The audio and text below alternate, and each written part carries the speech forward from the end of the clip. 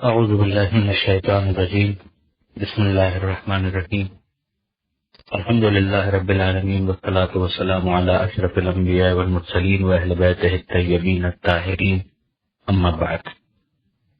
مختصر بیان قرآن کی آج یہ پہلی نشست ہے جس میں ہم قرآن مجید کے تعارف کے ساتھ کچھ اصطلاحات کے اوپر جو ٹرمینالوجیز عام طور پر قرآن مجید کے حوالے سے سامنے آتی رہتی ہیں ان پر کچھ بات کریں گے۔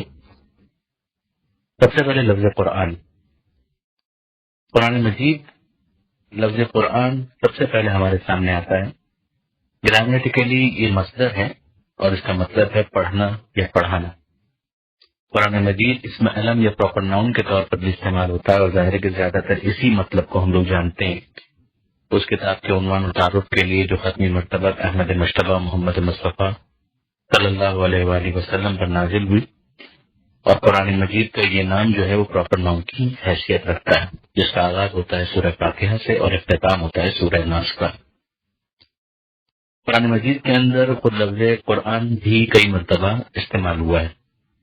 معنی مصدر کے اعتبار سے بھی ہم دیکھتے ہیں تو سورہ قیامت قرآن مجید کا 75واں سورہ ہے، جس میں پروردگار عالم یہ ارشاد فرماتا ہے کہ انا علینا جمعہ و قرآنہ، یہ ہماری ذمہ داری ہے کہ ہم اسے جمع کریں اور پڑھوائیں۔ فَإِذَا قَرَأْنَاهُ فَاتَّبِعْ قُرْآنَهُ، تو جب ہم پڑھوا دیں تو آپ اس کی تلاوت کو دہرائیں۔ تو یہ ہم دیکھتے ہیں کہ مصدری اعتبار سے گرامیٹیکلی جو کہا جائے گا وہ قرآن مجید کے اندر لفظ قرآن اس طرح سے استعمال ہوا۔ اور پھر اس کے علاوہ بھی مثلا سورہ نحل کے اندر پروردگار عالم یہ ارشاد فرماتا ہے کہ فَإِذَا قَرَأْتَ الْقُرْآنَ، کہ جب آپ قرآن کی تلاوت کریں فَاسْتَعِذْ بِاللَّهِ مِنَ الشَّيْطَانِ الرَّجِيمِ، تو اس موقع پر اللہ کی پناہ طلب کریں شیطان رجیم کے مقابلے پر۔ یہ سورہ نحل کی آیت نمبر 98 ہے۔ تو اس میں ہم دیکھتے ہیں کہ یہ باقاعدہ ایک طرح سے اس علم یا اس میں خاص یا پراپر ناؤن کے طور پر بھی یہ لفظ استعمال ہوا ہے۔ پھر اس کے بعد ایک اور جو اصطلاح ہمارے سامنے آتی ہے اس کا تعلق ہے سورے کے ساتھ۔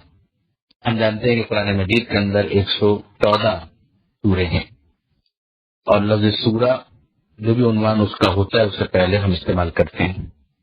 سورہ کو اگر آپ لغت کے اعتبار سے دیکھیں اور ڈکشنری کے اعتبار سے دیکھیں تو سورہ کا ایک مطلب یہ بھی ہے کہ جو دیوار شہر ہوتی ہے اس کو سورہ کہا جاتا ہے، یعنی جو دیوار جس کے ذریعے سے اس بات کا تعین کیا جاتا ہے کہ یہاں پر شہر ختم ہو رہا ہے اور یہیں سے ظاہر ہے کہ جہاں دروازہ ہوگا وہاں تو شہر شروع بھی ہو رہا ہے۔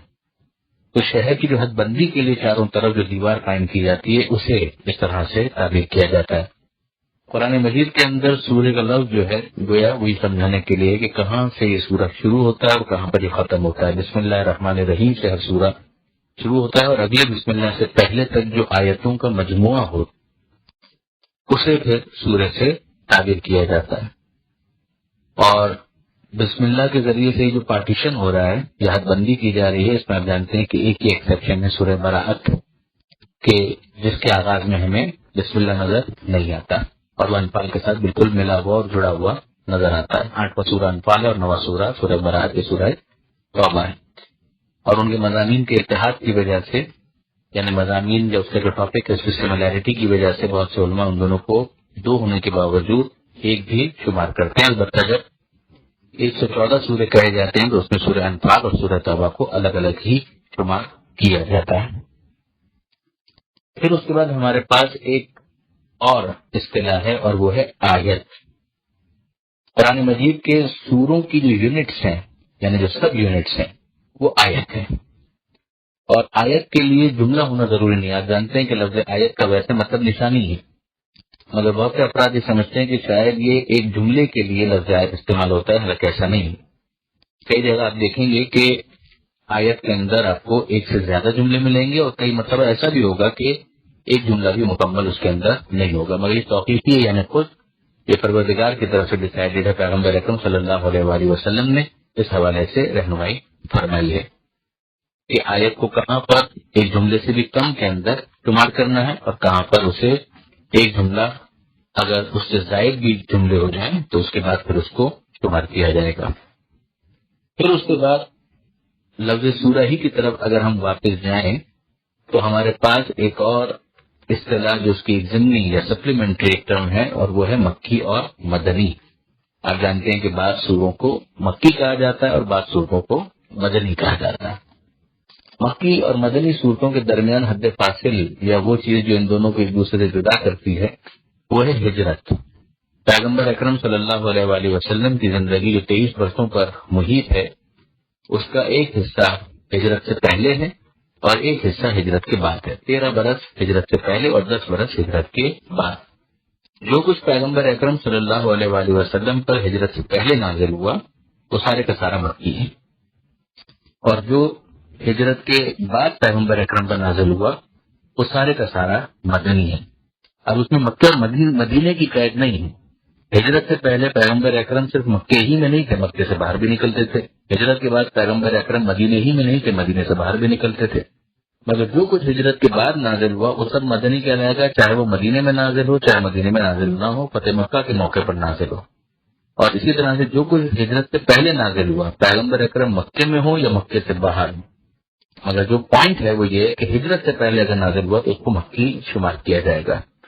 یہ بھی ذہن میں رہے کہ اگر کسی سورے کو مکی کہا جاتا ہے تو اس کا مطلب یہ نہیں کہ اس کی تمام آیتیں مکی ہوں گی، اکثر آیتیں مکی ہوں گی۔ اور اگر کسی سورے کو مدنی کہا جاتا ہے تو یہ بھی ذہن میں رکھنے والی بات ہے کہ اکثر آیتوں کے مدنی ہونے کی وجہ سے اس سورے کو مدنی کہا جائے گا۔ یہ بھی کوئی اختلافی مسئلہ نہیں ہے، جس سے میں تفصیل کے لحاظ کر رہا ہوں تاکہ آپ کے لیے یہ چیز بالکل واضح ہے۔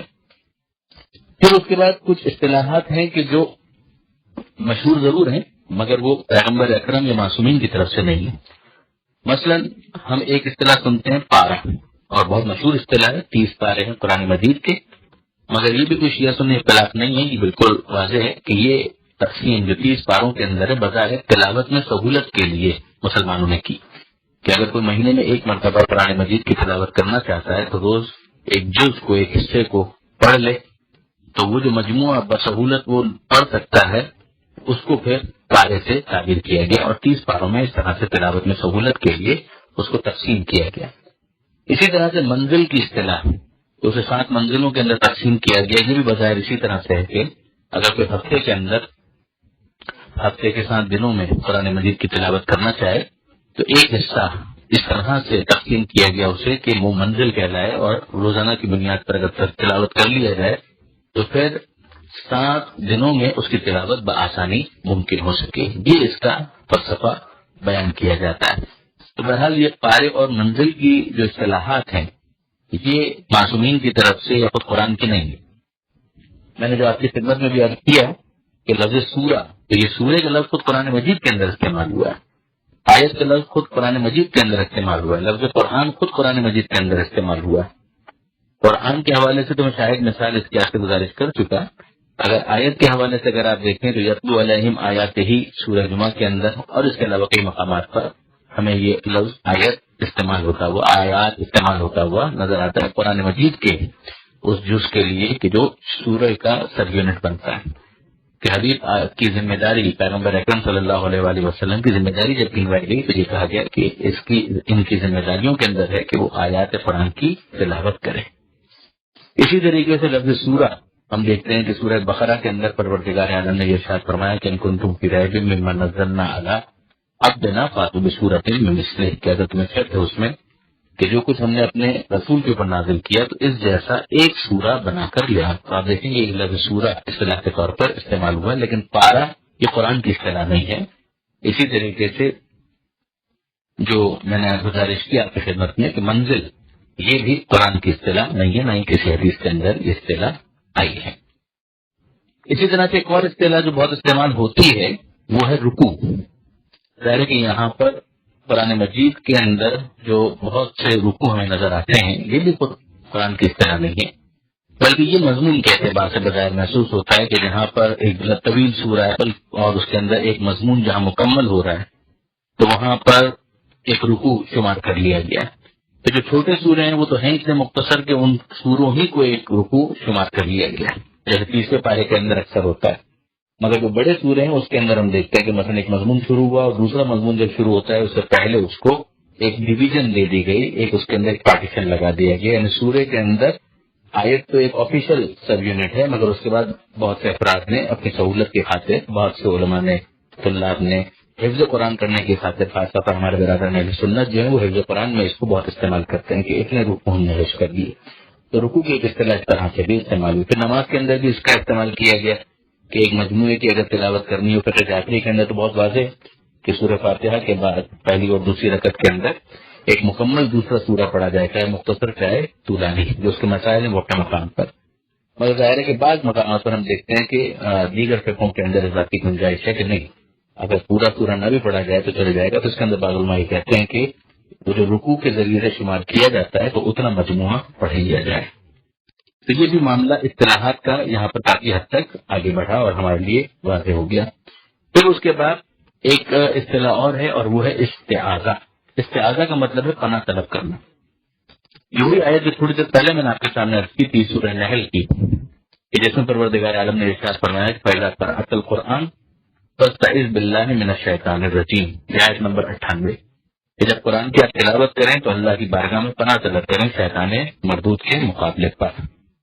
اسی وجہ سے وہ حکم قرآن آیا اور ایک تلاوت کے آداب میں اس کو شمار کیا گیا کہ جب تلاوت کی جائے تو پہلے کہا جائے اعوذ باللہ من الشیطان الرجیم. یہ قرآن مجید کی اسی آیت سے ماخوذ ایک عمل ہے، جو حکم قرآن نے دیا اس کے اوپر عمل کیا جاتا ہے، ایک کہہ کر کے پناہ مانگتا ہوں میں اللہ کی شیطان مردود سے. پھر اس کے بعد برادران عزیز و خاران محترم، لفظ تفسیر پر بھی توجہ کر لی جائے کہ لفظ تفسیر کا مطلب ہے نقاب کشائی کرنا، یعنی پڑا ہوا نقاب ہے اگر اس کو ہٹا دیا جائے تو وہ چیز انفولڈ ہو جائے گی، واضح ہو جائے گی، اس کو کہا جاتا ہے تفسیر. اب ظاہر ہے کہ انسان کے ذہن، یہاں پہ تو قرآن مجید کے حوالے سے جب بات کی جائے گی تو ذہن انسانی کے اندر قرآن مجید کے فہم اور اس کو سمجھنے کے حوالے سے اگر کوئی کنفیوژن ہو اور اس کو دور کر دیا جائے تو گویا وہ نقاب تھا کہ جس کو ہٹا دیا گیا اور چیز کو واضح کر دیا گیا، تو اس کو بھی تفسیر کہا جائے گا، جس کی اور بھی تشریح کی جا سکتی ہے، مگر میں یہاں پر اسی پر اکتفا کروں گا. پھر اس کے بعد ایک لفظ تعویل ہے، اور تعویل کو یوں سمجھیے کہ اینڈ رزلٹ، جو حضرت خضر علیہ السلام کے الفاظ کے اندر بھی یہ لفظ استعمال ہوا اور سورہ آل عمران کے اندر بھی ہم دیکھتے ہیں کہ متشابہات قرآنی کے حوالے سے یہ بات آئی کہ قرآن مجید کی کچھ آیتیں محکم ہیں جو بالکل واضح ہیں، مثلا قل هو اللہ احد، کہ کہہ دیجئے کہ اللہ ایک ہے. اس کی تشریح ہو سکتی ہے، تفصیل ہو سکتی ہے، مگر خود لفظ جو ہیں بالکل واضح ہیں. اور کچھ وہ لفظ ہیں کہ جو تشریح طلب ہیں اس طرح سے کہ اگر ان کو نہ سمجھا جائے تو کچھ واضح نہیں ہو پائے گا، تو اس کو پھر تعبیر سے تعبیر کیا جاتا ہے. مثلا ید اللہ فوق ایدیہم، کہ اللہ کا ہاتھ ان کے ہاتھوں کے اوپر ہے. یہاں پر ید سے مراد جسمانی ہاتھ نہیں ہے بلکہ ید سے مراد تائید ہے، مثلا پروردگار عالم کی اسسٹنس، پروردگار عالم کی طرف سے سپورٹ. یہ خود اردو کے اندر بھی یہ لفظ استعمال ہوتا ہے کہ اس مسئلے کے اندر یا اس کارنامے میں ان کا ہاتھ ہے. تو یہ ہاتھ کا لفظ جو استعمال ہوا ظاہر ہے کہ وہ جسم کے لیے استعمال نہیں ہوا. تو پھر اس کے بعد اس کی جو تعبیر ہے وہ بیان کی جاتی ہے. لیکن بہرحال اس کے اوپر انشاءاللہ بات ہوگی جب سورہ آل عمران میں ہم پہنچیں گے تو وہاں پر اس پر زیادہ گفتگو ہو سکے گی، وہاں پر یہ لفظ استعمال ہوگا اور وہاں پر اس پر بات کی جائے گی انشاءاللہ العزیز. اب مختصراً کچھ اس سلسلے کے بارے میں گزارش کر دی جائے کہ یہ جو سلسلہ ہے یہ مختصر بیان قرآن ہے. آج کا سیشن تعارف کے بارے میں تھا، کل سے انشاءاللہ پھر سورہ فاتحہ کے اوپر گفتگو ہوگی. اور ہمارا طریقہ یہ ہوگا کہ جو ایک صفحہ آپ کے سامنے ڈسپلے کیا جاتا ہے اس میں جتنی آیتیں ہیں ان کے بارے میں مختصر ایک بریفنگ ہو اور کوشش کی جائے کہ 10-12 منٹ کے اندر ایک مختصر تعارف آپ کے سامنے ان آیتوں کا پیش کر دیا جائے. اور اگر اس میں کوئی ایسی چیز ہے کہ جو زیادہ تشریح طلب ہے تو اس کو زیادہ اہمیت دی جائے، مگر ہم بہت زیادہ تفصیل میں نہیں جائیں گے. یہاں پر اتنا ہی رکھیں گے اس سلسلے کو کہ جو آسانی سے فالو کیا جا سکے. تو انشاءاللہ العزیز آپ بھی دعا فرمائیے کہ پروردگار عالم توفیق دے کہ قرآن مجید کے حوالے سے یہ خدمت ہو سکے اور مکمل ہو سکے، اور آپ لوگ بھی اس سے استفادہ کریں گے اور دعاؤں میں یاد رکھیں گے. بسم اللہ الرحمن الرحیم. سورہ مبارکہ فاتحہ قرآن مجید کا ترتیب کے اعتبار سے پہلا سورہ. ترتیب سے مراد ہماری ترتیب تلاوت. سارے قرآن مجید کی جب ترتیب کی بات کی جاتی ہے تو دو چیزیں ہمارے سامنے آتی ہے. ایک ہے ترتیب نزول کہ جس سیکوینس سے قرآن مجید نازل ہوا، اور ایک ہے قرآن مجید کی ترتیب باعتبار تلاوت کہ جب قرآن کو پڑھا جائے گا تو کون سی سورہ ہمارے سامنے سب سے پہلے آئے گی. جو ترتیب تلاوت ہے اس میں سب سے پہلے سورہ فاتحہ، پھر سورہ بقرہ، پھر سورہ آل عمران. اسی طرح سے یہ سلسلہ آگے بڑھتا ہے یہاں تک کہ 114 سورے پورے ہوتے ہیں. اور سورہ ناس سب سے آخر میں ہمیں نظر آتا ہے۔ جب ہم ترتیب نزول کی بات کرتے ہیں تو ہم سب اس بات سے واقف ہیں کہ اقرا بسم ربک الذی خلق سمیت ابتدائی 5 آیتیں سورہ علق کی وہ ہیں کہ جو پیغمبر اکرم پر پہلی مرتبہ وحی کی صورت میں نازل ہوئی۔ وہ ظاہر ہے کہ اس وقت تیسرے پارے میں ہے، وہ ترتیب نزول کے اعتبار سے سب سے پہلے ہے اور ترتیب تلاوت میں سورہ فاتحہ سب سے پہلے نظر آتی ہے۔ البتہ سورہ فاتحہ مکی سورہ ہے، یعنی ہجرت سے بہت پہلے پیغمبر اکرم پر یہ سورہ نازل ہوئی۔ بہت مشہور ایک حدیث بھی ہے کہ لا صلاۃ الا بفاتحۃ الکتاب، کہ نماز ہو ہی نہیں سکتی جب تک اس میں سورہ فاتحہ نہ پڑھا جائے، اور نماز جو ہے وہ کسی نہ کسی شکل میں بہرحال ابتدائی رسالت ہی سے موجود رہی۔ یہ بھی اس بات کی دلیل ہے کہ سورہ فاتحہ ابتدائی نازل ہونے والی صورتوں میں شامل ہے۔ اب اس بحث کو یہیں پر روکتے ہوئے ہم مختلف ناموں پر غور کریں جو سورہ فاتحہ کیا ہے۔ سورہ فاتحہ کا جو مشہور ترین نام ہے وہ ہے سورہ فاتحہ۔ فاتحہ کا مطلب ہے اوپننگ، کہ جہاں سے آغاز ہو رہا ہو، افتتاح ہو رہا ہو۔ جس طریقے سے کسی کتاب کا مقدمہ ہوتا ہے، فور ورڈ ہوتا ہے، پریفیس ہوتا ہے، سورہ فاتحہ کو قرآن مجید کے اندر وہی ایک اسٹیٹس حاصل ہے کہ قرآن کے اندر یہ پہلی سورہ ہے اور پورے قرآن کا گویا تعارف ہے کہ قرآن مجید کے اندر کیا کچھ بیان ہونے والا ہے۔ لہٰذا پوری کتاب کا خلاصہ اس کے اندر بیان کیا گیا ہے۔ اس کا ایک نام سورہ حمد بھی ہے، ظاہر ہے کہ وہ پہلی آیت سورہ فاتحہ کی ہے بسم اللہ کے بعد، اس میں حمد کا لفظ آیا ہے، اسی سے یہ محفوظ ہے۔ حمد کا مطلب ہے تعلیم۔ ام الکتاب بھی اسے کہا گیا، یعنی کتاب کا مرکز اور محور، جو سینٹر ہے۔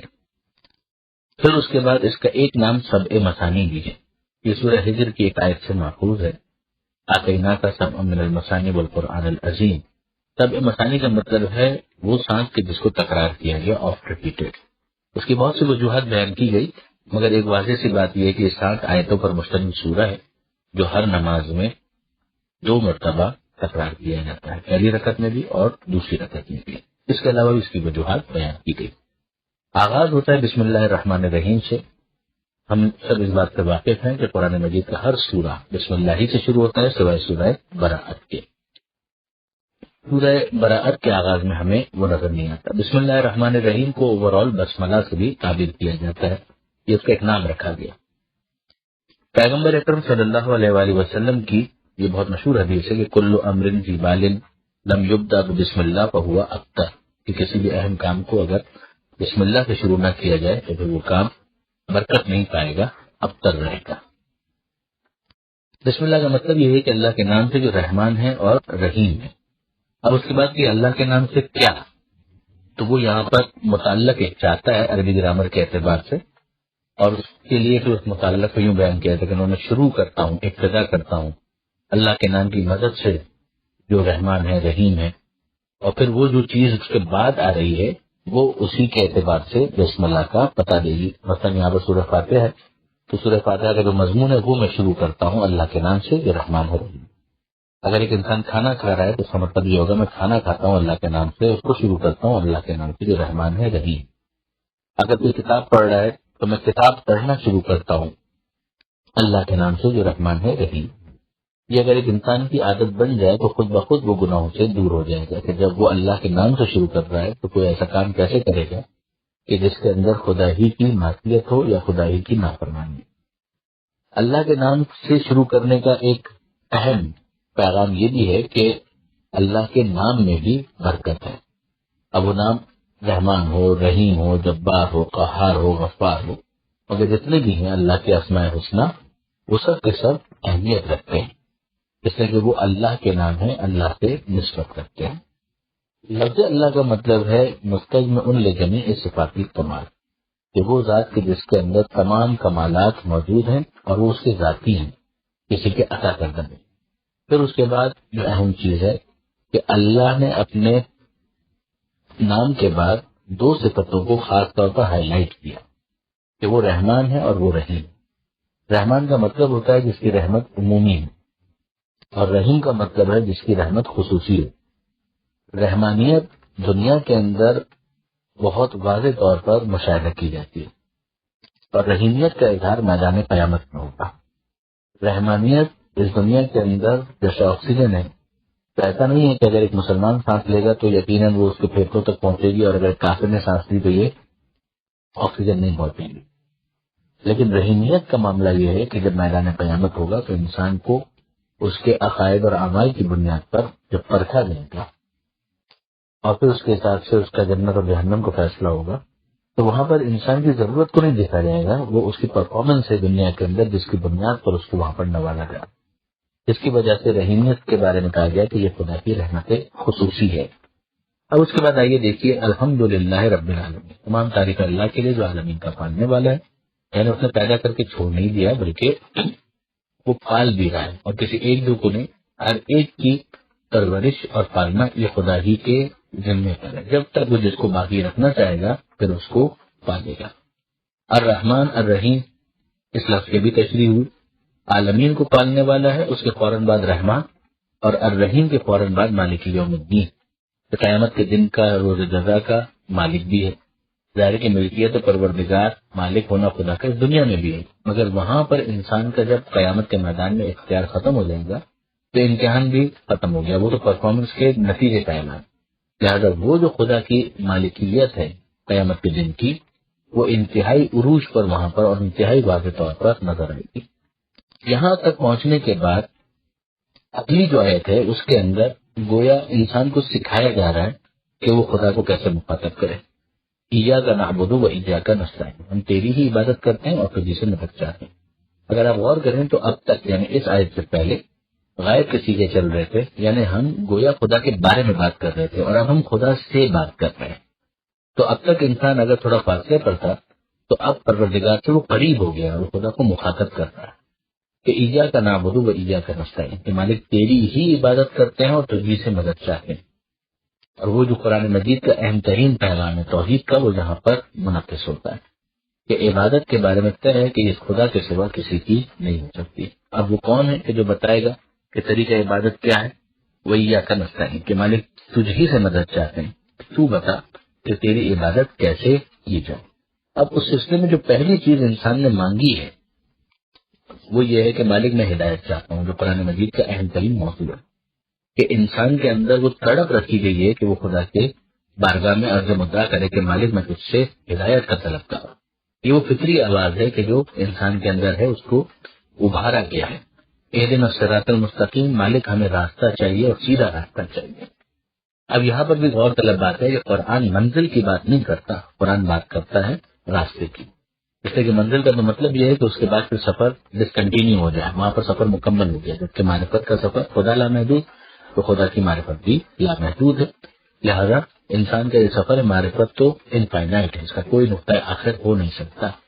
انسان کتنا ہی آگے معرفت میں پہنچ جائے اس سے آگے کا سفر باقی ہے۔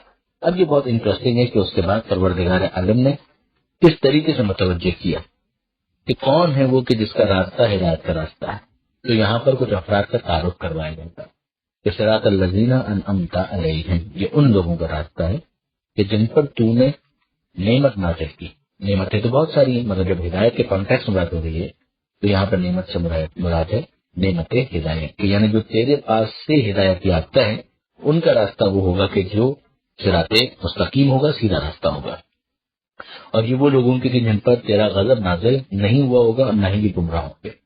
اگر تیرا غضب نازل ہو جائے یا یہ خود گمراہ ہو تو پھر تو یہ خود سیدھے راستے پر کہاں ہوئے، ورنہ ان پر غضب ہی کیوں نازل ہوتا ہے، یہ گمراہ کیوں ہوتے، راستے سے ہٹے ہوئے کیوں ہوتے۔ لہذا وہ کہ جن کا راستہ ہی ہے ان کے اوپر نعمت ہدایت نازل ہو رہی ہے، اور یہ خدا کے غضب سے دور ہے اور یہ گمراہ بھی نہیں ہے۔ اسی کو دوسرے انداز سے دوسرے اعتبار سے بھی ترجمہ کیا جاتا ہے، وہ ان کا راستہ ہے کہ جن پر تیری طرف سے نعمت ہدایت نازل ہوئی ہے، نہ ان کا راستہ کہ جن پر تیرا غضب نازل ہوا، اور نہ ہی گمراہوں کا راستہ۔ یہ ہے قرآن مجید کے اس سورے کا خلاصہ۔ یہاں پر پھر میں متوجہ کر رہا ہوں کہ اہم ترین چیز جو یہاں پر آئی ہے عرض مدعا کے طور پر وہ یہ ہے کہ ہدایت چاہیے اور سیدھی راہ کی ہدایت چاہیے، اور کچھ افراد کے راستے کو صراط مستقیم سے تعبیر کیا گیا۔ یہ کچھ افراد پیغمبر اکرم صلی اللہ علیہ وآلہ وسلم اس کا اعلیٰ ترین نسخہ، اور پھر پیغمبر اکرم کے علاوہ دیگر انبیاء، صدیقین، شہداء، صالحین، کہ قرآن مجید میں سورہ نساء کے اندر بھی ان کا تعارف کروایا گیا، اور پھر پیغمبر اکرم کا وہ اعلان جو حدیث ثقلین کی صورت میں کہ میں تمہارے درمیان دو چیزیں چھوڑ کر جا رہا ہوں، ایک قرآن دوسرے میرے عطرت میرے اہل بیت، ان سے اگر تم وابستہ رہو گے تو ہرگز ہرگز گمراہ نہ ہوں گے۔ یہ گویا ان افراد کا پیغمبر اکرم کے بعد پیغمبر اکرم نے تعارف کروا دیا۔ یہ حدیث ثقلین کہلاتی ہے، جس کا صحیح مسلم کے اندر بھی آیا ہے اور شیعہ منابع کے اندر بھی اس کا ذکر موجود ہے۔ یہاں پر ہم سورہ فاتحہ کے حوالے سے بحث کو مکمل کرتے ہیں۔ اس ہدایت کو مزید ہم سورہ بقرہ کے آغاز میں بھی ملاحظہ کریں گے۔ پروردگار عالم سے دعا ہے قرآن مجید سمجھنے اور اس پر عمل کی توفیق عطا فرمائے اور وارث قرآن امام زمانہ کے ظہور میں تعجیل فرمائے۔ بسم اللہ الرحمن الرحیم۔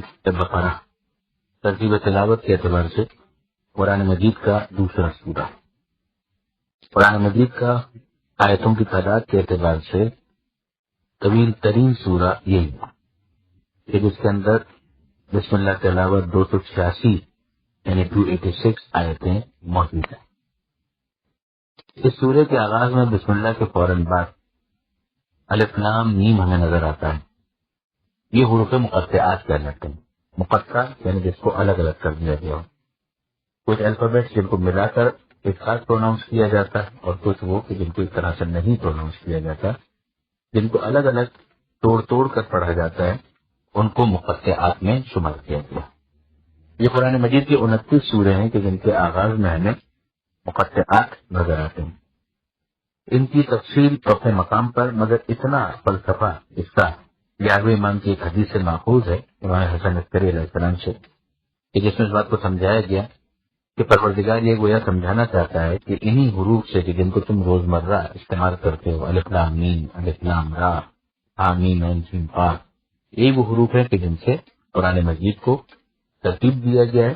اگر تم سمجھتے ہو کہ یہ اللہ کا کلام نہیں ہے، کسی بندے کی کوشش ہے، تو حروف تو وہی ہیں کہ جن کو تم بھی استعمال کرتے ہو، تم بھی ایسا ایک سورہ بنا کر لے آؤ تو ہم اس دعوے سے دستبردار ہو جائیں گے کہ یہ اللہ کا کلام ہے۔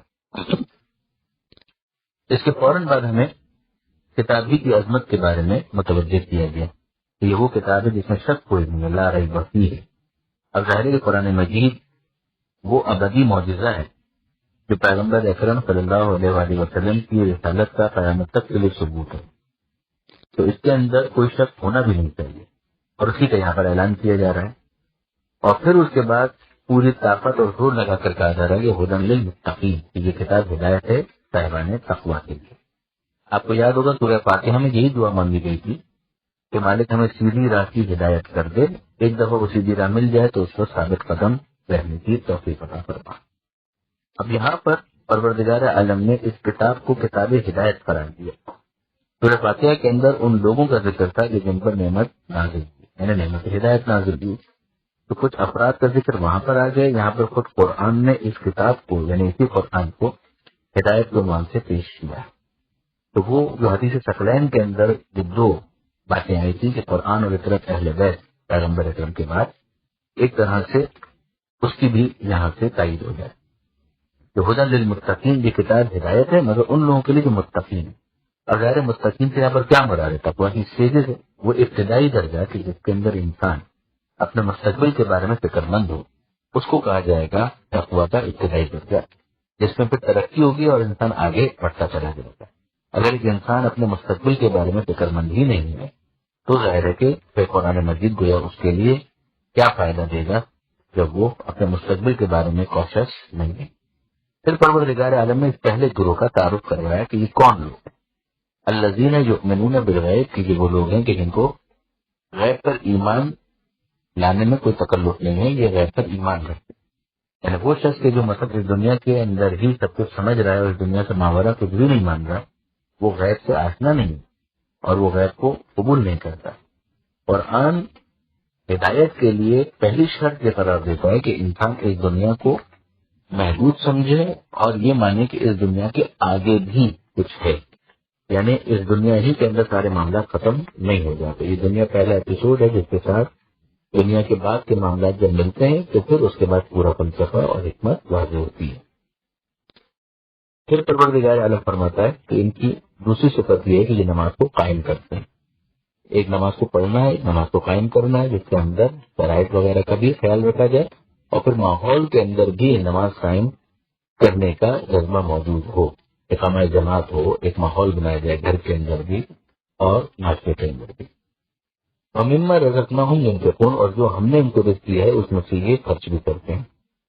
اب ظاہر ہے کہ ایک طرف نماز قائم کرنا جس کا ابتدائی مفہوم تو وہی ہے کہ اللہ کے حقوق کو ادا کرنے کی طرف انسان متوجہ ہے، مگر اتنا ہی نہیں، جو اللہ نے رزق دیا ہے اس میں سے وہ دوسروں کو خرچ کرتے ہیں، یعنی حقوق عبادت سے بھی غافل نہیں ہوتے۔ تو اگلی صفت یہ ہے کہ اے حبیب جو آپ پر نازل کیا گیا اس پر ایمان لاتے ہیں، اور جو آپ سے پہلے نازل ہوا ہے اس پر بھی ایمان لاتے ہیں، چاہے وہ شریعتیں منسوخ بھی ہو چکی ہیں، مگر وہ شریعتیں وہ جو کچھ بھی دیگر انبیاء پر گزشتہ انبیاء پر نازل ہوا ہے وہ سب کا سب پروردگار ہی کی طرف سے نازل ہوا ہے، لہٰذا اس آخری نبی کی تصدیق کے بعد وہ سب کا سب اس زمانے کے لیے جس میں وہ نبی آئے تھے معتبر تھا، لہٰذا ان نبیوں پر بھی ایمان لانا ہے، جو ان پر نازل ہوا اس پر بھی ایمان لانا ہے۔ وبالآخرۃ ہم یوقنون، اور آخری چیز یہاں پر بیان کی گئی چھٹی صفت کے طور پر کہ یہ آخرت کے اوپر یقین رکھتے ہیں۔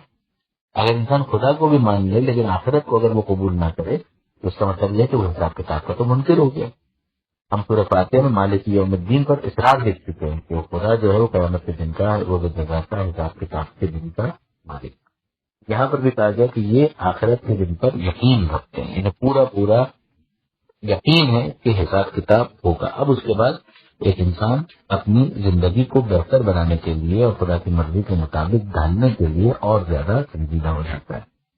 اولئک علی ھدی من ربہم واولئک هم المفلحون، اب ان کے بارے میں تبصرہ ہے کہ یہی وہ لوگ ہیں کہ جن کے اوپر ان کے رب کی طرف سے ہدایت نازل ہوئی، اور یہی لوگ کامیاب۔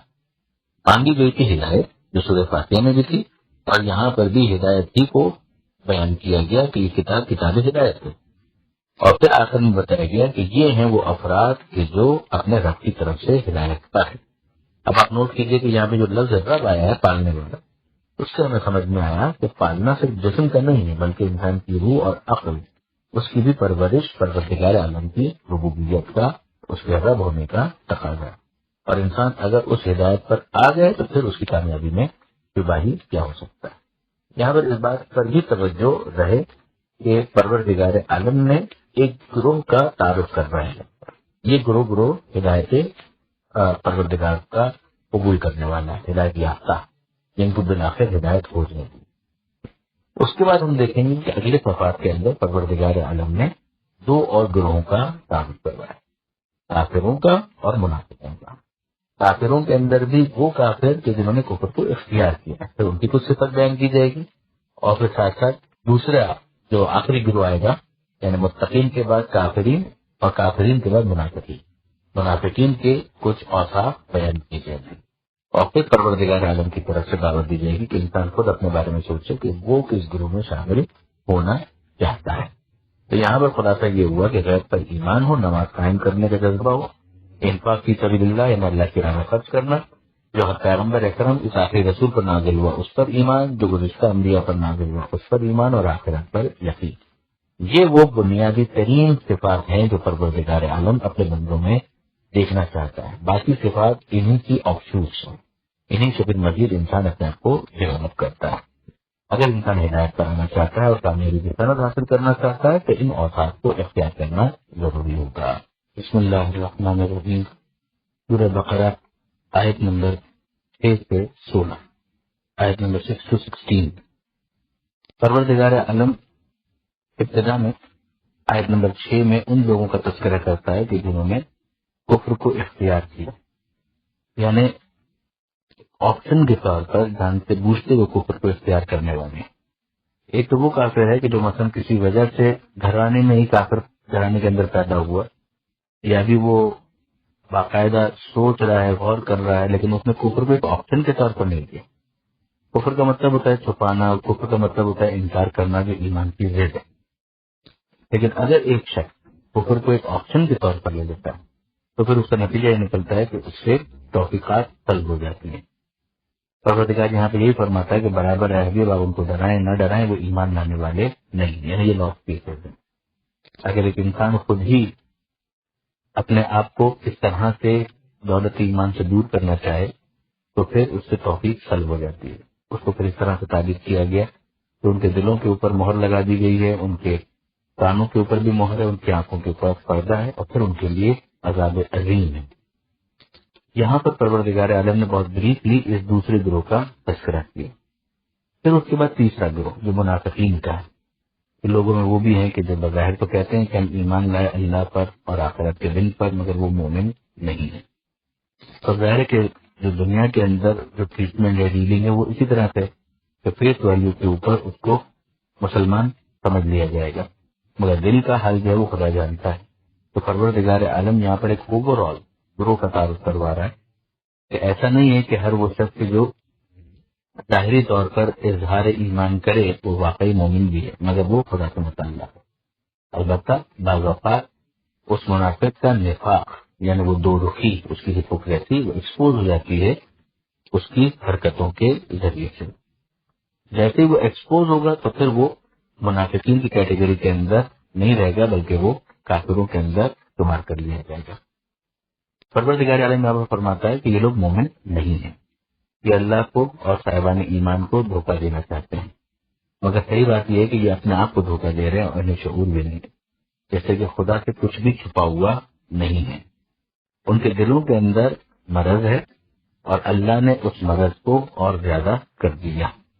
طے ہے کہ اگر ایک انسان علاج کرانے میں سنجیدہ ہوگا تو پھر وہ ڈاکٹر کے نسخے پر عمل کرے گا. اگر وہ خود اس نسخے کو ریفیوز کر دے تو اس کا مطلب یہ ہے کہ وہ اپنی بیماری میں اضافہ چاہتا ہے، اور پھر اس کا نتیجہ یہ نکلے گا کہ یہ کہا جائے گا کہ بالآخر آخری چیز تو سب کا سب خدا کے ہاتھ میں ہے. تو اسباب بھی پروردگار عالم نے اسی طرح سے رکھے کہ کس سے انسان کا علاج ہوتا ہے، کس سے انسان کے مرض میں اضافہ ہوتا ہے. تو اس کا پھر اینڈ رزلٹ یہی نکلے گا. ان کے لیے دردناک عذاب ہے، ان کے اس جھوٹ کی وجہ سے جو وہ جھٹلا رہے ہیں، ان کی تکذیب کی وجہ سے، جھوٹ کی وجہ سے ان کے لیے دردناک عذاب ہے. یعنی ریزن بھی یہاں پر بیان کر دیا گیا. پھر یہ بھی سمجھایا جاتا ہے کہ ان سے کہا جاتا ہے کہ تم زمین میں فساد برپا مت کرو، یعنی یہ جو تم کر رہے ہو غلط ہے، تمہاری روش غلط ہے، یہ تمہارا انداز غلط ہے. فساد کا مطلب ہے کام کو اور خراب کر دینا. یعنی اگر فرض آپ کسی جگہ پر جائیں اور آپ دیکھیں کہ کچرا پڑا ہوا ہے تو آپ اس کچرے کو ہٹا رہے ہیں تو یہ اصلاح ہے. لیکن اگر اس کچرے میں مزید آپ اضافہ کر دیں اور گند ڈال دیں اس کے اوپر تو یہ فساد ہو گیا، اصلاح نہیں ہوئی، اس کو ریفارم نہیں کیا گیا اچھے انداز سے. تو ان سے جب یہ کہا جاتا ہے کہ تم زمین کے اندر فساد برپا مت کرو تو وہ کہتے ہیں کہ ہم تو صرف اور صرف اصلاح کرنے والے ہیں. یہ وہی جاہلیت والا انداز ہے کہ جہاں پر اچھا عنوان لے لیا جائے، اچھا ٹائٹل لے لیا جائے تو مصلح ہونا، اصلاح کرنا ایک اچھا عنوان. اگر اس اچھے ریپر کے اندر تو جو چیز ہے وہ پوائزنس ہے، اس کے اندر زہر ہی زہر بھرا ہوا ہے، تو وہ کہتے ہیں کہ ہم اصلاح کرنے والے ہیں مگر وہ کر رہے ہوتے ہیں فساد. پروردگار فرماتا ہے کہ آگاہ ہو جاؤ کہ یہی لوگ بات کرنے والے ہیں مگر ان کو شعور بھی نہیں ہے. شعور کرنا ہونا ہے بالکل جو سامنے کی چیز ہے وہ بھی ان کے لیے واضح نہیں ہو رہی، وہ سمجھنا ہی نہیں چاہتے. اور جب ان سے کہا جاتا ہے کہ جس طرح اور لوگ ایمان لائیں اسی طرح تم بھی ایمان لے آؤ تو وہ کہتے ہیں ہم ایمان لے آئے جس طرح سے یہ بے وقوف ایمان لائے ہیں. یعنی جو واقعی مومن ہے وہ ان کے نزدیک بے وقوف ہے، یہ ان کی ایک جسارت ہے، یہ ان کی ایک جرأت ہے. پروردگار عالم نے جلال کے عالم نے اس کو تبصرہ کیا ہے کہ آگاہ ہو جاؤ کہ یہی لوگ بے وقوف ہیں مگر انہیں علم بھی نہیں ہے. تو پہلے کہا گیا شعور نہیں ہے، اب کہا گیا انہیں علم نہیں ہے. پھر اس کے بعد فرمایا پروردگار نے کہ ان کی اگلی صفت یہ کہ جب یہ مومنین سے ملتے ہیں تو پھر کہتے ہیں کہ ہم ایمان لائے، اور جب یہ اپنے شیطان دوستوں کے پاس ہوتے ہیں تو کہتے ہیں کہ ہم تمہارے ساتھ ہیں، ہم تو صرف اور صرف ان کا مذاق اڑا رہے تھے. یعنی یہ مذاق اڑانا یہ ان کے نزدیک صاحبان ایمان کا یہ ان کا بہت بڑا کارنامہ ہے. پروردگار عالم نے اس پر بھی تبصرہ کیا ہے کہ اللہ ہے کہ جو ان کا مذاق اڑاتا ہے اور ان کو ان کی سرکشی کے اندر ڈھیل دیے ہوئے ہیں اور وہ اسی کے اندر ٹھوکر کھائے پھرتے ہیں. یہ وہ لوگ ہیں کہ جنہوں نے گمراہی کو خرید لیا ہے، ہدایت کو چھوڑ دیا ہے، اور ان کی اس تجارت نے ان کو کوئی فائدہ نہیں دیا اور نہ ہی یہ لوگ ہدایت یافتہ ہیں. اب وہی جو ہدایت کی بحث چل رہی تھی کہ ہدایت تو ان لوگوں کے لیے ہے کہ جن کو فکر نجات ہے، اتنا تقویٰ ان کے اندر ہے، وہ ایمان لے آتے ہیں. دوسرا گروہ ہے کہ جنہوں نے باقاعدہ کفر کو ایک آپشن کے طور پر لے لیا ہے، وہ ابو جہل کے انداز میں ایمان سے دوری کا برملا اعلان کرتے. یہ تیسرا گروہ ہے کہ جس نے نفاق کو اپنا طریقہ اور وطیرہ بنا لیا ہے اور ان کا ایمان حقیقی سے کوئی تعلق نہیں ہے، تو یہ لوگ بھی ہدایت یافتہ نہیں ہے. تب آپ سورہ فاتحہ اور سورہ بقرہ کے اندر ایک جو ربط ہمیں واضح نظر آتا ہے اس تک یقیناً ہم پہنچ گئے کہ وہاں پر ہدایت انسان کی فطری آواز بن کر اندر کی جو آواز تھی وہ زبان پر آتی ہے کہ مالک ہدایت چاہیے صراط مستقیم کی. پروردگار نے متوجہ کر دیا یہ ان لوگوں کا راستہ ہے جن پر نعمت نازل ہوئی، مغضوب علیہم کا نہیں ہے، ظالمین کا نہیں. پھر اس کے بعد سمجھایا کہ سورہ بقرہ کے اندر کہ ہدایت اگر چاہیے تو فکر نجات ہونی چاہیے، اتنا تقویٰ ہونا چاہیے کہ انسان اپنے مستقبل کے بارے میں سوچے. وہاں پر ان کی صفات بیان کر دی گئی کہ ان کی وہ 6 صفات کا ایمان اور دوسری تمام 5 صفاتیں. اور پھر یہاں پر کہا گیا کہ دوسرا گروہ وہ ہے کہ جنہوں نے کفر کو آپشن کے طور پر لے لیا ہے، ان سے تو توفیقات طلب ہو چکی ہے. اور پھر تیسرا گروہ کے جو منافق ہیں، یہ تو اور بھی بدتر معاملہ ہے کہ اسلام کے نقاب میں کفر کو دل میں پروان چڑھاتے ہیں اور مسلمانوں کو نقصان پہنچاتے ہیں. ان کی صفات یہاں پر بیان کر دی گئی. شعور نہیں ہے انہیں کے پاس علم بھی نہیں ہے، یہ اپنے آپ کو مسئلہ سمجھتے ہیں جبکہ یہ لوگ مفسد ہیں، یہ مذاق اڑانے والے ہیں صاحبان ایمان کا، اور اللہ ان کا مذاق اڑانے والا ہے اور ان کو گمراہی کے اندر چھوڑے ہوئے ہیں. یہ لوگوں نے گمراہی کو خرید لیا ہے اور ہدایت کو چھوڑ دیا ہے. ان کی تجارت میں انہیں کوئی فائدہ نہیں دیا، انہیں کاروبار جو صحیح معنوں میں کرنا چاہیے تھا وہ بھی کرنا نہیں آتا. یہ لوگ ہدایت یافتہ نہیں ہے. یہاں پر یہ آیت نمبر 16 تک بحث مکمل ہو جاتی ہے اور پھر بات اگلے صفحے پر چلی جاتی ہے. بسم اللہ الرحمن الرحیم. سورہ بقرہ آیت نمبر 16 سے آیت نمبر 23. پروردگار عالم نے 3 کیٹیگریز کو بیان کرنا شروع کیا سورہ بقرہ کے آغاز سے. متقین کا ذکر آیا کہ جن کے بارے میں کہا گیا یہ لوگ ہیں فکر نجات رہتے ہیں، پھر ان کی کچھ صفات بیان کی گئی. پھر کافروں کا ذکر آیا اور بتایا گیا کہ یہ وہ کافر ہیں کہ جنہوں نے کفر کو ایک آپشن اختیار کیا ہے تو اب ان سے توفیقات سلب ہو گئی. اور پھر اس کے بعد منافقین کا ذکر آیا. 16ویں آیت میں پروردگار عالم نے یہ ارشاد فرمایا کہ یہ لوگ وہ ہیں کہ جنہوں نے گمراہی کو خرید لیا، ہدایت کو چھوڑ دیا، اور ان کی تجارت نے انہیں کوئی فائدہ نہیں پہنچایا، نہ ہی وہ ہدایت یافتہ ہے. موضوع ہی ہدایت چل رہا ہے کہ سورہ فاتحہ میں بھی ایک انسان ہدایت کا طلبگار ہوتا ہے، اور یہاں پر بھی جو صاحبان تقویٰ جنہیں نجات کی فکر تھی سورہ بقرہ کے آغاز میں ان کے لیے ہدایت یافتہ کا لفظ استعمال کیا گیا، اور یہاں پر ان کے لیے کہا گیا جو منافقین ہیں کہ یہ لوگ ہدایت یافتہ نہیں ہیں. اب اس کے بعد پروردگار عالم نے 2 مثالیں بیان کی، اور ان مثالوں کے ذریعے سے پروردگار عالم نے جو منافقین ہیں ان کے کیس کو مزید سمجھایا. منافقین یہ ساری چیزیں کیوں کر رہے ہیں؟ ظاہر کچھ بینیفٹ حاصل کرنے کے لیے کہ مسلمان شروع کر کے جو کچھ فائدے ہو سکتے ہیں ان کو حاصل کیا جا سکے. پہلی جو مثال یہاں پر دی گئی اس مثال کے ذریعے سے یہ سمجھایا گیا کہ اگر کچھ وقتی فائدے یہ حاصل کر بھی لیں تو ان فائدوں کے اندر کوئی پائیداری یا ڈیوریبلٹی نہیں ہے. جس کے لیے کہا گیا کہ ان کی مثال ایک ایسے شخص کی ہے کہ جس نے آگ کو روشن کیا، اور جب ہر طرف روشنی پھیل گئی تو پھر اللہ نے اس روشنی کو ان سے سلب کر لیا اور انہیں اندھیروں کے اندر چھوڑ دیا. تو کب تک یہ اس طرح کا ظاہری فائدہ حاصل کر پائیں گے؟ بہت منیمم پیریڈ کے لیے. دنیا کے اندر اگر ایکسپوز نہ بھی ہوئے تو بالآخر آخرت کے اندر رسوائی ہی رسوائی ہے. پھر اس کے بعد دوسری مثال جو بیان کی گئی اس میں ان کے اضطراب کا پتہ چلتا ہے کہ اگر وقتی طور پر اس طرح کے ایٹیچیوڈ سے جس کو نفاق کہا جاتا ہے یا ہپوکریسی، اگر ایک انسان کچھ فائدے حاصل کر بھی لے تو یہ تو ظاہری فائدے ہیں، مگر کیا اندرونی طور پر اس کی روح میں کسی قسم کا اطمینان یا کوئی سیٹسفیکشن اس کو حاصل ہو سکتی ہے؟ اسے تو یہی دھڑکا لگا رہے گا کہ ابھی میں ایکسپوز ہو جاؤں گا، ابھی میرے بارے میں کسی کو پتہ چل جائے گا. تو پھر ظاہر ہے کہ وہ ایک اضطراب کسی کیفیت رہتی ہے، وہ نفس کبھی نفس مطمئنہ نہیں بن سکتا. جس کے لیے سمجھایا گیا کہ ان کی مثال بارش کی سی، آسمان کی اس بارش کی جس میں تاریکی بھی ہے، گرج چمک سب کچھ ہو، مگر موت کا خوف بھی ساتھیوں کے کڑک سنے اور انسان کانوں میں انگلیاں رکھ لے. اور اللہ جو ہے وہ کافروں کا احاطہ کیے ہوئے اور یہ بچ کر نہیں جا سکتے. یہاں نوٹ کرنے والی بات یہ ہے کہ ہے وہ منافق مگر ان کو کافروں سے تعبیر کیا گیا ہے، یعنی وہ کھلے ہوئے کافروں کے مقابلے میں چھپے ہوئے کافر ہیں مگر بہر کافر تو ہے. اب اس کے بعد پروردگار عالم نے ایک مطالبہ تمام انسانوں کے لیے رکھا اور یہ ارشاد فرمایا کہ اے انسانوں اعبدوا ربکم، اپنے رب کی عبادت کرو. یعنی جس کی عبادت کی تمہیں دعوت دی جا رہی ہے وہ تمہارا پالنے والا ہے، یعنی تم پر مہربان ہے. اس نے پہلے بھی تم پر مہربانیاں کی ہیں اور اب بھی وہ تمہیں مہربانیوں کا اور زیادہ مستحق بنانا چاہتا ہے. وہی ہے کہ جس نے تمہیں پیدا کیا، تم سے پہلے والوں کو بھی پیدا کیا، لعلکم تتقون، شاید تم اس طرح سے متقی بن جاؤ. یہ گویا پروردگار عالم کی طرف سے دعوت ہے کہ وہ 3 کیٹیگریز ہم بیان کر چکے ہیں، مگر ہم یہ چاہتے ہیں کہ تمہارے اندر وہ فکر نجات ہو اور اب اس کے نتیجے میں تم اسی تقویٰ کی وادی میں اور زیادہ آگے بڑھتے چلے جاؤ. اس کا طریقہ کیا ہوگا؟ اس کا طریقہ یہ ہوگا کہ تم اپنے رب کی عبادت کو اختیار کرو. اور اس کے بعد پروردگار عالم نے جو اگلی آیت ہے 22ویں، اس میں ایک دلیل فراہم کی. فرمایا کہ یہ وہی خدا ہے، یہ وہی رب ہے کہ جس نے تمہارے لیے زمین کو فرش بنایا، آسمان کو چھت بنایا، اور پھر آسمان سے اس نے پانی کو نازل کیا، اور پھر اس کے ذریعے سے زمین سے تمہارے لیے ثمرات پھلوں کا رزق فراہم کیا. تو اللہ کے ساتھ کسی کو شریک قرار مت دو جبکہ تمہیں پتا ہے. کیا تمہیں پتا ہے؟ تمہیں معلوم ہے کہ اگر ان سب کا بنانے والا الگ الگ ہوتا تو پھر ان کے درمیان ایک کوآرڈینیشن نہیں ہو سکتا تھا. اب آپ دیکھیے، غور کیجیے اس بات کے اوپر کہ پروردگار عالم نے اس نظم کو دلیل کے طور پر پیش کیا.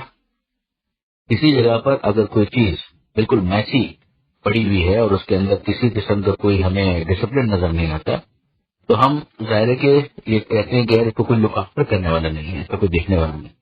لیکن جب کسی چیز کے اندر ہم دیکھتے ہیں کمرہ ہے، اس میں بہت طریقے سے چیزیں پڑی ہوئی ہیں، تو ہم کہتے ہیں کہ اس کو یقیناً کوئی لک آفٹر کرنے والا ہے، اس کو دیکھنے والا ہے، اس کو مینٹین کرنے والا ہے. پروردگار عالم متوجہ کرتا ہے کہ تم دیکھو، زمین کو فرش بنایا، آسمان کو چھت بنایا، پھر زمین اور آسمان کے درمیان ایک کوآرڈینیشن کہ آسمان سے پانی نازل ہو رہا ہے اور زمین میں جذب ہو رہا ہے، اور پھر زمین سے ثمرات پھلوں کا رزق تمہارے لیے فراہم کیا جا رہا ہے. تو کون یہ کام کر رہا ہے؟ اگر یہ مختلف خدا ہوتے تو ظاہر ہے کہ آسمان بنانے والے کو زمین کا نہ پتا ہوتا، زمین بنانے والے کو بارش کا پتہ نہ ہوتا، بارش اگر برس رہی ہے تو اسے یہ نہ پتا ہوتا کہ زمین سے غلہ جو اگے گا تو اس کے ساتھ اس کا ربط کیا ہے، تعلق کیا ہے.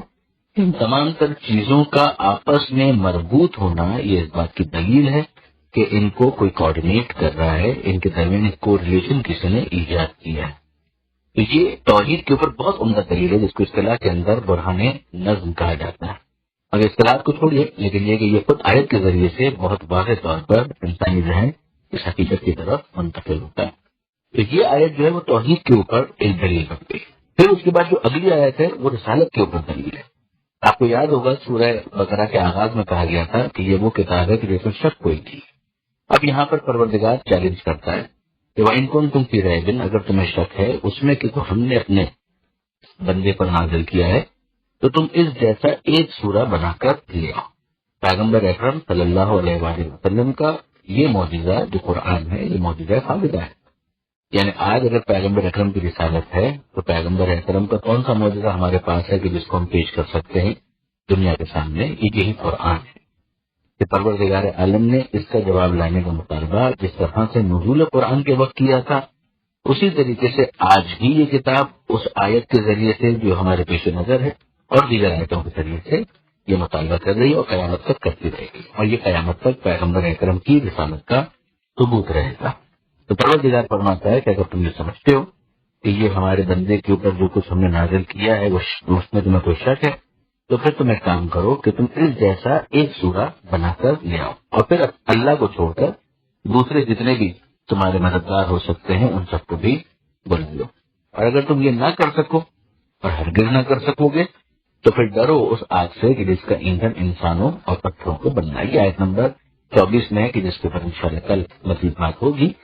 بہرحال یہاں پر پروردگار عالم نے تینوں کیٹیگریز کو بیان کر دیا کہ متقین، کافرین اور منافقین ہیں. انسانوں سے مطالبہ ہو گیا کہ تم اپنی پہلی کیٹیگری کے اندر جگہ بنانے کی کوشش کرو اور اس میں آگے جانے کے لیے اپنے رب کی عبادت کرو. دلیل فراہم کی کہ توحید کے لیے دلیل برہان نظم ہے کہ ذرا تم دیکھو کہ آسمان اور زمین اور ان تمام چیزوں کے درمیان کوآرڈینیشن، یہ ڈسپلن، یہ کوریلیشن کس نے کیا. رسالت کے اوپر دلیل فراہم کی کہ اگر تمہیں شک ہے تو اس جیسا ایک سورہ بنا کر لے آؤ، نہ کر سکو تو ڈرو. اس طرح سے قیامت کے اوپر بھی بات مکمل ہو گئی. اب یہ تمام اصول دین جو ہیں وہ اجمالی طور پر یہاں پر آتے ہیں. امامت ظاہر ہے کہ نبوتی کا سپلیمنٹری پوائنٹ ہے کہ اگر نبی کو مان لیا تو نبی کی ہاتھوں پر بلند میدان غدیر میں مولا کائنات کو بھی مان لیا جائے گا. اور جب پروردگار قیامت کا ذکر کرتا ہے تو عدالت خود بخود ہے، ورنہ تو کنونس کرنے کی ضرورت ہی نہیں ہے. لہذا اس مختصر بیان کے اندر پروردگار عالم نے تمام اصول دین کی طرف انسانی ذہن کو متوجہ کیا. پروردگار عالم سے دعا ہے وہ ہمیں قرآن سمجھنے اور اس پر عمل کی توفیق عطا فرمائے. اور وارث قرآن ہمارا زمانہ کے ظہور میں تحقیق فرمائے۔ بسم اللہ الرحمن الرحیم۔ سورہ مبارکہ بقرہ، آیت نمبر 24 سے 29، 24 to 29۔ آیت نمبر 23 میں ہم اس بات کو پڑھ چکے کہ پروردگار عالم نے چیلنج کیا اور قرآن مجید کے حوالے سے کہ اگر کسی کو کوئی شک ہے تو وہ میدان میں آئے اور جس کو مدد کے لیے بلانا ہے بلا لے اور اس جیسا ایک سورہ بنا کر لے آئے۔ پھر اس کے بعد ظاہر ہے کہ پروردگار عالم کی طرف سے یہ توبیخ تھی کہ اگر ایسا نہیں کر سکتے اور ہرگز ایسا نہ کر سکو گے تو کوئی ڈرو اس آگ سے کہ جس کا ایندھن انسانوں نے بننا ہے اور پتھروں نے بننا ہے، اور جو کافروں کے لیے تیار اور آمادہ ہے۔ اب اس کے بعد ایک سائملٹینیس کانٹراسٹ ہے جو آیت نمبر 25 کے اندر ہمیں نظر آتا ہے کہ یہ تو جھٹلانے والوں کا معاملہ ہو گیا، تو پھر وہ جو ایمان لے آئے ان کا معاملہ کیا ہوگا؟ وہاں پر ایک اور شرط کا اضافہ کیا گیا کہ اگر یہ ایمان لانے والے اعمال صالحہ بھی انجام دیں، یعنی جو ایمان کا عملی تقاضا ہے اس کو بھی وہ پورا کریں، یہ صرف ان کا ایمان نمائشی نہ ہو، تو پھر ان کے لیے بشارت ہے اور خوشخبری ہے کہ ان کو وہ باغات دیے جائیں گے، وہ جنت دی جائے گی کہ جس کے نیچے نہریں بہہ رہی ہیں۔ یہ نہروں کا بہنا ایک تو اس کے ایور گرین ہونے کو بتاتا ہے کہ وہاں پر پژمردگی نہیں ہے، خزاں کا موسم نہیں ہے، بلکہ ہمیشہ پانی کی فراوانی ہے اور اس سے ہمیشہ ان کے سبزے کے اندر ایک دوام ہوگا۔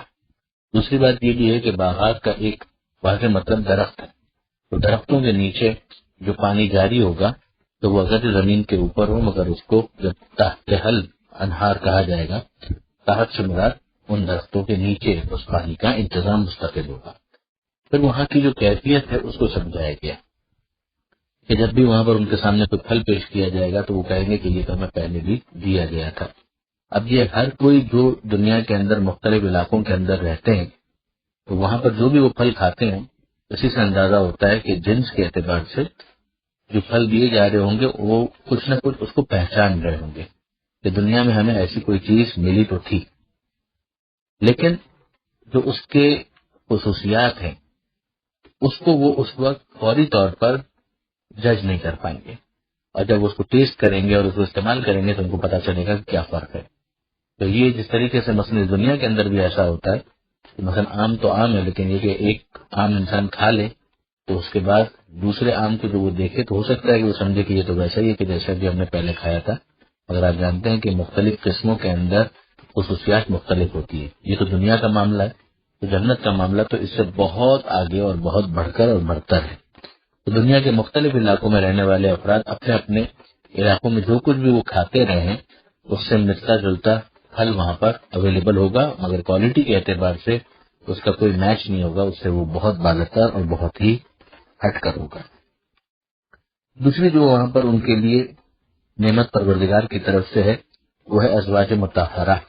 ازواج یعنی جوڑے، مطہرہ یعنی پاکیزہ۔ یہ پاکیزگی جسمانی اعتبار سے بھی ہے اور اخلاقی اعتبار سے بھی ہے۔ نہ دنیا کے اندر جو جسمانی نجاستیں ہوتی ہیں وہ وہاں پر ہوں گی، اور دنیاوی اعتبار سے جو اخلاقی مشکلات ہوتی ہیں، حسد ہے، دوسرے تکبر اور دیگر مسائل، تو وہ خباثتیں اور وہ نجاستیں بھی وہاں پر نہیں ہوں گی۔ اور تیسری ایک اور اہم چیز جو وہاں جنت کے حوالے سے بیان کی گئی کہ وہاں پر خلد ہے، یعنی ہمیشہ کے لیے رہنا ہے، وہاں پر کوئی چیک آؤٹ ٹائم نہیں ہے۔ یہ پروردگار عالم نے ایک سائملٹینیس کانٹراسٹ بیان کر دیا۔ اس کے بعد پھر مثالوں کے حوالے سے ایک تبصرہ ہے، اور وہ مثالوں کے حوالے سے تبصرہ یہ ہے کہ پروردگار اس بارے میں کسی قسم کی کوئی شرم محسوس نہیں کرتا، یعنی اسے قرآن کی شان کے خلاف نہیں سمجھتا کہ وہ مچھر کی مثال بیان کرے یا اس سے بھی ہٹ کر کوئی اور ایسی مثال بیان کرے جو مچھر کے علاوہ ہو اور بظاہر لگے کہ وہ مچھر سے بھی پست ہے۔ قرآن مجید کے اندر مختلف مثالیں ہمیں نظر آتی ہیں، یہاں تک کہ علماء نے مستقل کتابیں انہی مثالوں کی تفصیل بیان کرنے کے لیے لکھی ہیں۔ سورہ حج میں پروردگار عالم نے مکھی کی مثال بھی بیان کی ہے۔ یہاں پر پروردگار عالم نے مچھر کا ذکر کیا۔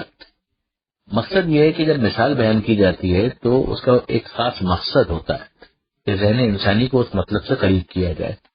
اس میں یہ تو نہیں دیکھا جائے گا کہ جس مثال کو پیش کیا جا رہا ہے وہ مکھی کی ہے، مچھر کی ہے، اس چیز کو دیکھا جائے گا جو مفہوم انسان کے ذہن کے اندر قریب کرنا ہے۔ اب اس کے اعتبار سے اگر کسی مچھر یا مکھی کی مثال کی ضرورت ہے اس کو پیش کیا جائے گا، یا اور اگر مثال کے طور پر کسی اور بڑی مخلوق جو بظاہر نظر آتی ہے اس کی ضرورت ہوگی تو اس کو مثال کے طور پر پیش کیا جائے گا، مگر بعض لوگوں نے اعتراض کیا اور یہ کیا کہ قرآن جیسی کتاب کے اندر یہ چھوٹی چھوٹی مخلوقات کا ذکر کیوں؟ تو پروردگار عالم نے اس میں یہ ارشاد فرمایا کہ خدا کو اس میں کسی قسم کا کوئی آر نہیں ہے، خدا ایسی شان کے خلاف نہیں سمجھتا کہ مچھر کی مثال پیش کرے یا اس سے بھی حقیر مخلوق کی مثال پیش کرے۔ تو وہ جو ایمان لانے والے ہیں وہ جانتے ہیں اس بات کو کہ یہ حق ہے ان کے رب کی جانب سے، اور جو کفر کرنے والے ہیں وہ یہ کہتے ہیں کہ اللہ کا اس مثالوں سے کیا مقصد ہے۔ پھر تبصرہ اس کے اوپر کہ بہت سے وہ ہیں کہ جن کو انہی مثالوں کے ذریعے سے گمراہ کرتا ہے اور بہت سو کو ہدایت دیتا ہے، مگر گمراہ جن کو کرتا ہے وہ کون ہے؟ جو فاسق ہیں، جو بدعمال ہیں، یعنی پروردگار عالم کی طرف سے گمراہی کا اعلان ہوتا ہے، گمراہی کا حکم مرتب ہوتا ہے، ان کا فسق پہلے ہوتا ہے، نہ یہ کہ پروردگار کسی کو جان بوجھ کر گمراہ کرتا ہے۔ پھر یہاں پر پروردگار عالم نے ان فاسقین کا، ان بدعمال افراد کا تعارف کروایا اور ان کی 3 صفتیں بیان کی۔ یہ وہ ہے کہ جو اللہ کے عہد کو توڑنے والے ہیں، جن باتوں کو جوڑنے کا حکم اللہ نے دیا ہے ان کو توڑنے والے ہیں، اور زمین میں فساد برپا کرنے والے ہیں۔ یہ اللہ کے عہد کو توڑتے ہیں تو اللہ کا عہد ایک تو فطری ہے، جو خود دوسرے مقام پر خدا نے فرمایا کہ الم اعہد الیکم یا بنی آدم اللہ تعبدوا الشیطان انہ لکم عدو مبین، کہ اے بنی آدم کیا میں نے تم سے یہ وعدہ، یہ عہد نہیں لیا تھا کہ تم میری عبادت کرو گے اور شیطان کی عبادت نہیں کرو گے، وہ تمہارا کھلا ہوا دشمن ہے۔ تو ایک عہد فطری ہے جو انسان کے اندر انبلٹ رکھا گیا ہے، اور پھر اس کے بعد ایک عہد وہ ہے کہ جو انسان باقاعدہ جب ایمان لاتا ہے تو اس کا اعلان کرتا ہے۔ اب جتنے منافقین ہیں وہ بھی ظاہری طور پر وہ عہد کیے ہوئے بیٹھے تھے، کافرین کم سے کم فطری جو عہد ہے اس کے پیمان شکن شمار ہوں گے۔ اور پھر اس کے بعد ہم دیکھتے ہیں کہ اہل کتاب کے حوالے سے تو جو توریت اور انجیل ہے اس کا نام ہی ہے عہد نامہ قدیم اور عہد نامہ جدید۔ بائبل کو کہا گیا نیو ٹیسٹمنٹ اور توریت کو کہا گیا اولڈ ٹیسٹمنٹ۔ تو لطف یہ ہے کہ ان کا تو نام ہی عہد، اور اس کے اندر بھی اس رسول کا ذکر موجود ہے، تو اس رسول کا انکار کرنا وہ اس عہد کی بھی خلاف ورزی ہے جو دیگر کتابوں کے اندر لیا گیا تھا۔ پھر یہ جو کہا گیا کہ یہ لوگ توڑتے ہیں اس کو کہ جسے اللہ نے جوڑنے کا حکم دیا، اس میں ایک تو بہت اہم اخلاقی پہلو کہ صلہ رحمی یا رشتہ داروں کے ساتھ جو تعلقات ہیں، خاص طور پر خونی جو رشتہ دار ہیں ان کا آپس میں ایک دوسرے سے قطع تعلق کر لینا، اور پھر اس کے بعد خود پیغمبر اکرم سے یا امیر المومنین سے، معصومین سے جو امام ہونے کی حیثیت رکھتے ہیں اور جن سے جڑے رہنے کا حکم دیا گیا ہے، اگر ان سے فاصلہ کر لیا جائے تو یہ بھی اس کا ایک مصداق بنے گا۔ اور پھر زمین میں ہر طرح کا فساد کرنا، کوئی بھی ایسا ڈس آرڈر کریٹ کرنا کہ جس سے معاملات خرابی کی طرف چلے جائیں، یہ لوگ خسارہ اٹھانے والے ہیں۔ پھر پروردگار عالم استفہام کا انداز اختیار کرتا ہے اور جس کے ذریعے سے ایک توبیخ مقصود ہے کہ ایسا نہیں ہونا چاہیے، اور وہ کیا کہ کیف تکفرون باللہ، کہ کیسے تم اللہ کا انکار کرتے ہو، یعنی یہ ایک ایسی حقیقت ہے کہ جس کا انکار ممکن نہیں ہے۔ تم اگر اپنے اندر خود حل کرو گے تو تمہیں جواب ملے گا فطری طور پر۔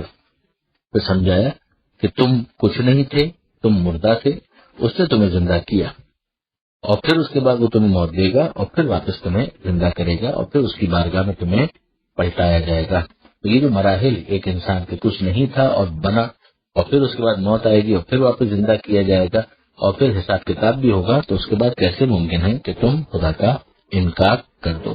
پھر انسان کو اس کا اپنا اسٹیٹس سمجھایا گیا اگلی آیت کے اندر جو آج کی آخری آیت بنے گی، 29ویں آیت، کہ تمہارے لیے جو کچھ بھی زمین میں ہے وہ سب کا سب تمہارے لیے پیدا کیا گیا۔ یہ انسان کی عظمت ہے کہ انسان بظاہر دیکھے تو پہاڑوں کے مقابلے میں اس کو اپنا وجود چھوٹا نظر آتا ہے، ہاتھی اور شیر جیسے جانوروں کے مقابلے میں وہ اپنے آپ کو بہت کمزور محسوس کرتا ہے، لیکن پروردگار عالم نے انسان کو اتنی عظمت دی ہے عقل کی وجہ سے، اس کی روح کی بلندی کی وجہ سے، اس پوٹینشیل کی وجہ سے جو اس کے اندر ہے، کہ پروردگار فرماتا ہے کہ یہ جن کو تم اپنے سے بڑا سمجھ کے انہیں خدا کا شریک مان رہے ہو، یہ شریک خدا کہاں ہو سکتے ہیں؟ یہ تو تمہاری خدمت کے لیے، یہ تمہارے تابع بنائے گئے کہ تم انہیں استعمال کرو اپنے زندگی کو آسان بنانے کے لیے۔ اور پھر پروردگار عالم فرماتا ہے کہ زمین کو بھی، جو بھی کچھ زمین میں ہے وہ بھی تمہارے لیے پیدا کیا گیا، اور پھر اس کے بعد ارشاد ہوتا ہے، اس کے بعد اس نے آسمان کی بات کی، اور پھر ارشاد فرمایا کہ اسے 7 آسمان بنایا۔ اب یہاں پر ظاہر ہے کہ انسان کے لیے دعوت تحقیق ہے کہ وہ مزید غور کرتا رہے۔ اگر آسمان کو حد نگاہ مان لیا جائے تو بھی اس کے آگے کیا ہے یہ ہمیں کہاں معلوم ہے. لہٰذا پروردگار عالم کی اس بات کے انکار کی کوئی وجہ نہیں. ایک انفارمیشن ہے کہ آسمان کو 7 حصوں میں تقسیم کیا گیا ہے، اور پھر اس کے بعد پروردگار عالم نے اپنے علم کا بھی حوالہ دیا ہے کہ وہ ہر چیز کا علم رکھتا ہے. دعوت تحقیق عام ہے لیکن انکار کی کوئی وجہ نہیں ہے. اگر آسمان جو انسان کو نظر آتا ہے اس کو حد نظر بھی مان لیا جائے تو اس کے آگے جو کچھ ہے اس کی حقیقت ہم تک اگر پوری طرح سے آج واضح نہیں ہے تو بہرحال انتظار کرنا چاہیے کہ شاید کبھی مزید اس سلسلے میں انسان تحقیق کر کے کوئی کنکریٹ بات کر سکے، ورنہ یہ انفارمیشن تو اپنی جگہ پر انسان کی رہنمائی کے لیے موجود ہی ہے. پروردگار عالم کی دعا کرتے ہیں مالک ہمیں قرآن سمجھنے اور اس پر عمل کی توفیق عطا فرما، اور وارث قرآن امام زمانہ کے ظہور میں تاجیل فرما. والسلام علیکم ورحمۃ اللہ وبرکاتہ.